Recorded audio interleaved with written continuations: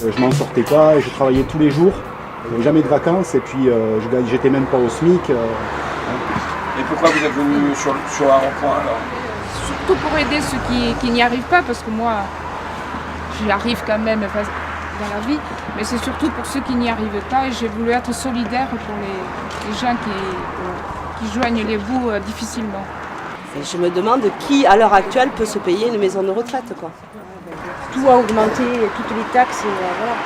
On s'en sort plus, quoi. En fin de mois, on n'arrive même pas à la fin du mois, quoi. Au 10, on a fait. Mais pour nous, inviter François Ruffin au village Emmanuel-Escarpot, pour nous c'est important, ça correspond tout à fait au combat que mène le village d'Emmanuel-Escarpot, combat politique où l'humain est la priorité, où l'humain est au centre de la politique. Que François Ruffin, dans son combat politique, place l'humain au centre de son combat politique correspond tout à fait au combat du village d'Emmanuel-Escarpot. Ce combat qui est contre cette injustice, contre cette précarité, contre ce mal logement qu'a toujours défendu l'abbé Pierre. On est dans la même continuité du combat de l'abbé Pierre.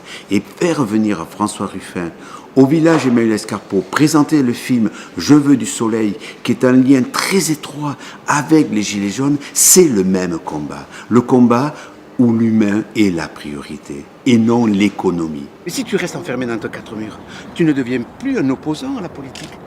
Mais à partir du moment que tu recrées le collectif, moi là quand je t'entendais, c'est le collectif le vrai contre-pouvoir. Et le système capitaliste veut le tuer, ce contre-pouvoir. Je sais bien que le rond-point était une menace pour Macron. Mais parce bien que sûr, les gens, ils se retrouvaient mais bien dessus. sûr. Regarde, ces gens-là, il y a quelqu'un qui m'a posé la question, est-ce que tu les connaissais ces gens-là? Je dis non, moi je les connais pas.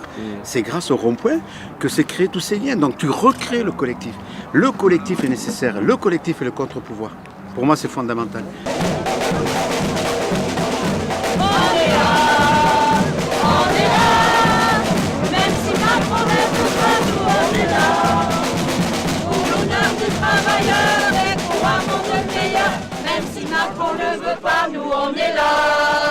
Moi je dis souvent, je suis un bélier. Vous savez, le bélier, c'est cette arme du Moyen-Âge qui servait à défoncer la porte des châteaux forts. Bon, moi je peux servir à défoncer la porte des ministères. Mais faut me porter, sinon le bélier, il est là, il est à terre, il sert à rien. Donc ce qui compte, c'est la force sociale qui est derrière les gens. Mais voilà, et donc c'est pour ça que je vous dis, merci à vous, et j'ai besoin de vous. Je suis là pour que les gens ne se découragent pas. Je pense qu'il y a une bataille qui est engagée entre la démocratie et l'oligarchie. Aujourd'hui, les grands intérêts financiers sont servis par Macron, avec l'ISF, avec l'exit tax, pendant que les gens normaux, ils payent de la CSG, il y a les contrats aidés qui sont supprimés, il y a les APL pour les locataires, il y a tout ça, et donc ça produit un sentiment de grande injustice. On est là pour que le plateau de la justice soit un peu rétabli, quoi. Se dire que le pouvoir a décidé de détruire les cabanes des pauvres et de détruire le lieu où se retisse le lien. Ensuite, c'est pas la peine qu'ils viennent nous parler du lien social, de l'importance du lien social dans la société, ainsi de suite. Là où il s'est remis à exister, ils l'ont détruit. Depuis 40 ans, il y a une fabrication de l'apathie politique. Tout est fait pour décourager les gens, pour leur dire que ça sert à rien, que ça ne changera rien, que la droite et la gauche c'est pareil, que voilà. C'est une menace. C'est une menace si vous décidez de rester, de vous organiser. C'est Kropotkin qui disait la colère fait les émeutes, seul l'espoir fait les révolutions.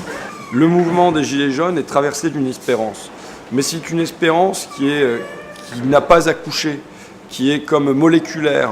Il y a ce que j'appelle moi un désir d'autre chose. C'est flottant, c'est souterrain, c'est prêt à jaillir. Mais c'est pas structuré, c'est pas, tu vois, il y a des cahiers de revendications, mais c'est un peu de briques et de broc. Ça n'est pas formé en un bloc structuré qui viendrait proposer une autre société, quoi. Mais que dit Gramsci? Il dit, donc dans les années 20, mais je pense que ça vaut pour aujourd'hui, on est dans ce moment où la classe dirigeante devient purement classe dominante. Elle ne parvient plus à régner par le consentement. Et donc, elle remplace le consentement par la force de coercition. Vous voyez? Pourquoi? Parce qu'on est dans un moment, dit Gramsci, où il y a un détachement des masses de l'idéologie dominante. Et je pense qu'on est dans ce temps-là.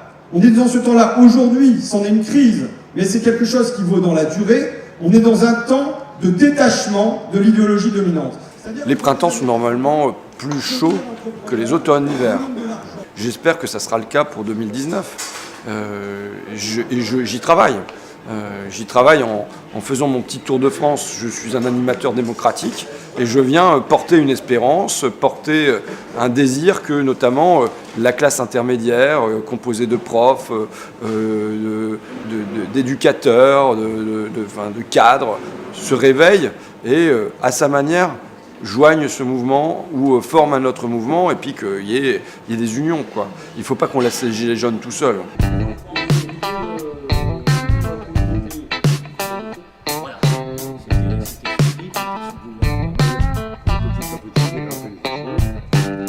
Les gens que j'ai interrogés, là, ils ne viennent pas essentiellement pour croûter ou même pour avoir un logement.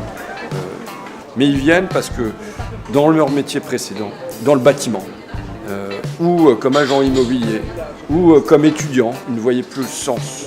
Et là, ils ont retrouvé du sens par le lien. Et les Gilets jaunes, c'est ça aussi, c'est le lien. Donc on peut lire ça comme une amorce d'une autre société, non pas que celle-ci soit idéale, mais vous savez, c'est une expérience sociale. Et on ne fera... Enfin, la société dont on doit accoucher, elle se fera parce qu'il y aura des expériences qui auront été menées et dont on tirera des conclusions à la fois sur ce qui fonctionne et sur ce qui dysfonctionne, ce qu'on doit améliorer et ainsi de suite. Donc voilà.